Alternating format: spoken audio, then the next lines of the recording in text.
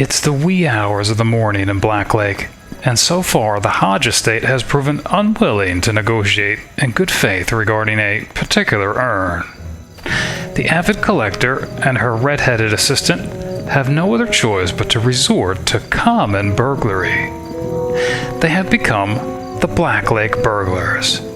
Black, barred, bones, and boar.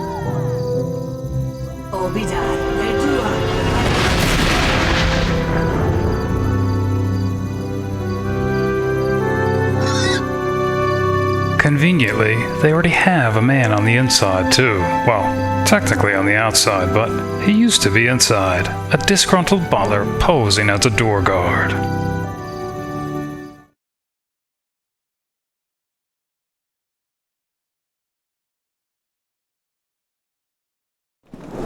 It becomes immediately clear that the Hodge Estate is a dangerous place, and that perhaps Little Red lacks experience, if not common sense. Holy cow. Alright. I actually wish she said that out loud. She can't disable it, so she walks over it. I'm not sure I see the logic in that. Lily would have just had Bones do that, had she known. Alright. Fair enough. Luckily, they brought a cat burglar.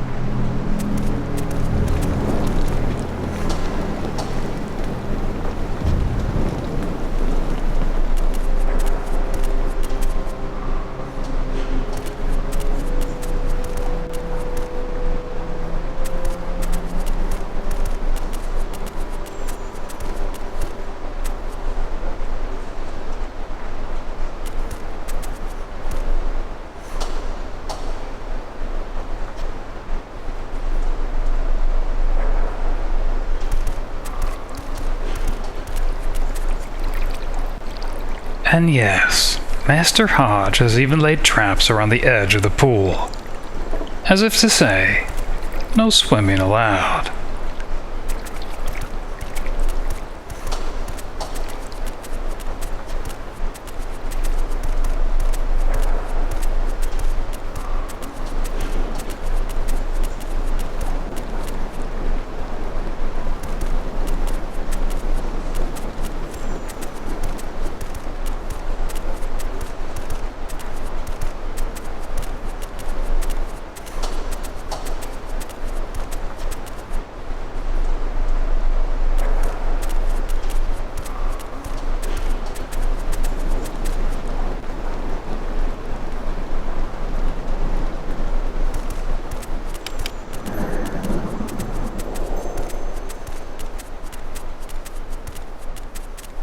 Bones is about the only useful burgling tool that they did bring.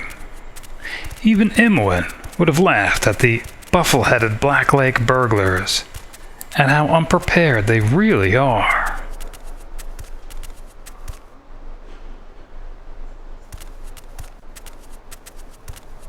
Yeah, I thought this was kind of interesting.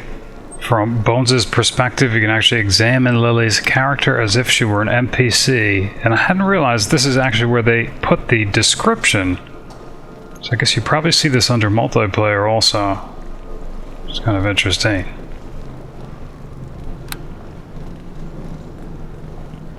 Despite Lily's suspicions that they're grossly inexperienced and lacking the proper gear, Sharwyn always seems to refuse additional equipment that might seem suitable otherwise. New lockpicks? No. She claims she has adequate ones already. A potion of cat's grace? No. She claims she's nimble enough without it. In fact, the only thing Sharwyn ever seems to welcome is potions. And only healing ones at that. So be it. Fair enough. Here is an example. Gloves of the Minstrel, designed for Lendoku Marheal's son, Gardoku. Lendoku was reputedly one of the best performers of his generation, but his son proved to be of only middling talent, and hence the need for these performance enhancers. Is the rusty ranconteur interested? No. So be it. Little Red may have some wire rods and angled wrenches to pick locks with, but she doesn't own a professional set. Such an expanded version would have also contained a funnel, a magnifying glass, a chisel and hammer, an assortment of oils and acids, and even a listening cone. Without it, they'll have to put their ear to the door. Like amateurs. They didn't bring a hinge-removing set either. What if they can't pick a particular lock? A very probable event. With a hinge-removing set, they'd be able to do just that. Remove the hinges from anything the size of a jewelry box to a castle keep door. Without it, they'll have to break the door down. Like amateurs. Are they wearing silent shoes? Of course not. Soft leather shoes coated with a thick, stretchy substance from Chult would have minimized many of those stray sounds that normally come from footwear. Without them, they've likely been heard already. Like amateurs. Or are they wearing silk bodysuits to minimize the sound of noisy clothing? Well, actually, it's probably a good thing that they aren't. Had the shapely Sharwyn been wrapped in a black, tight-fitting bodysuit made from Maztica silk, Lilly would have likely found herself walking into walls, let alone traps.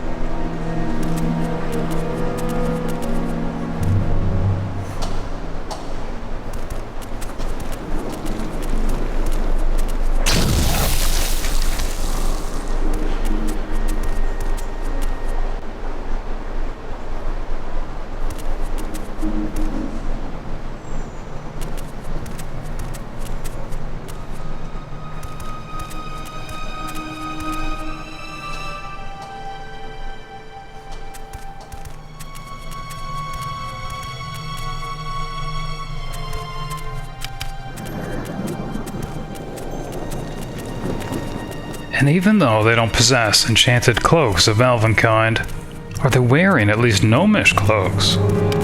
No. Although not magical, their neutral gray color and ingenious gnomish design makes the wearer blend readily into shadows. Given the ladies' pale complexions, especially Lily's, it would have been warranted to put on tar makeup too.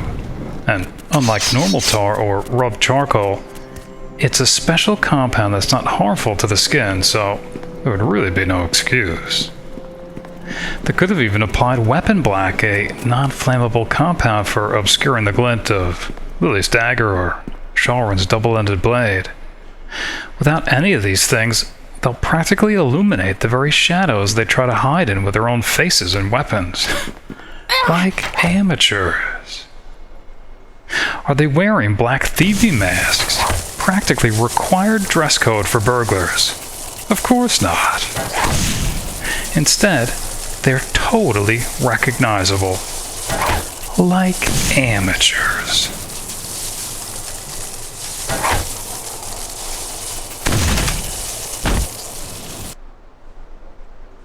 Okay. Looks like noble guards for the Hodge Estate. Inside what might be a library. You know what? Just got a wand of fire. Gonna use it. Alright, cancel that.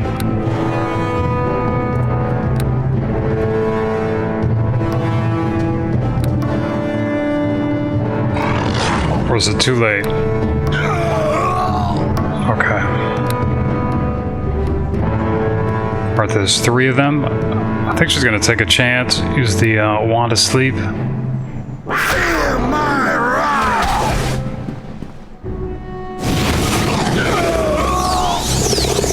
Nice. Alright. Negative energy.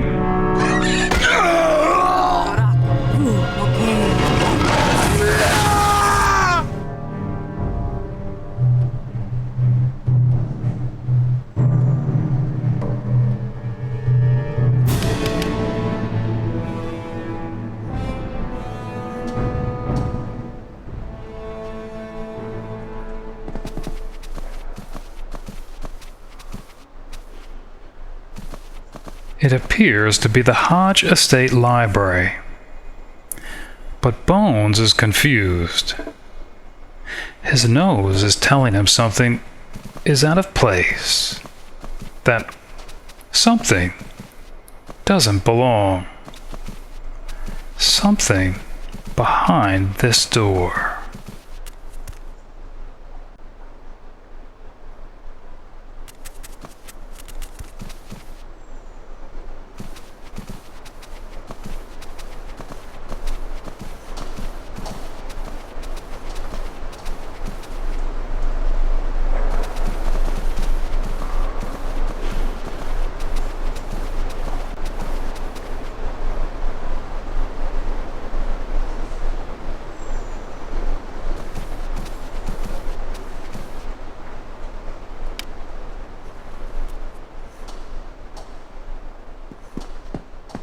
Bones has a good nose indeed. Unfortunately and surprisingly, neither the current game nor the underlying system recognize that fact.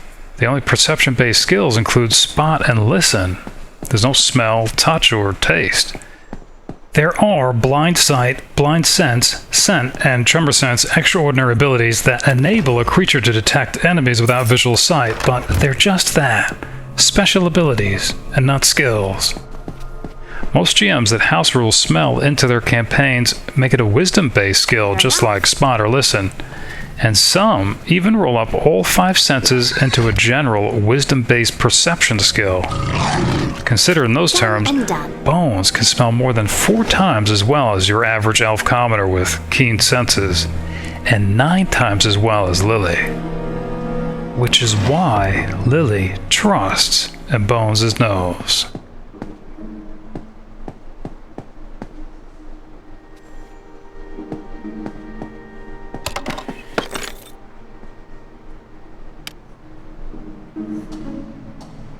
The Trade of Blades, a treatise penned by its founder, Augustavus Cale, on why the guild and free house, as well as the mercenaries it shelters, should be welcomed in Neverwinter, an excerpt of which Lilly read at the establishment itself. Of course, his argument appears to be a thinly veiled extortion, implying untold mayhem if the needs of these sellswords are not accommodated.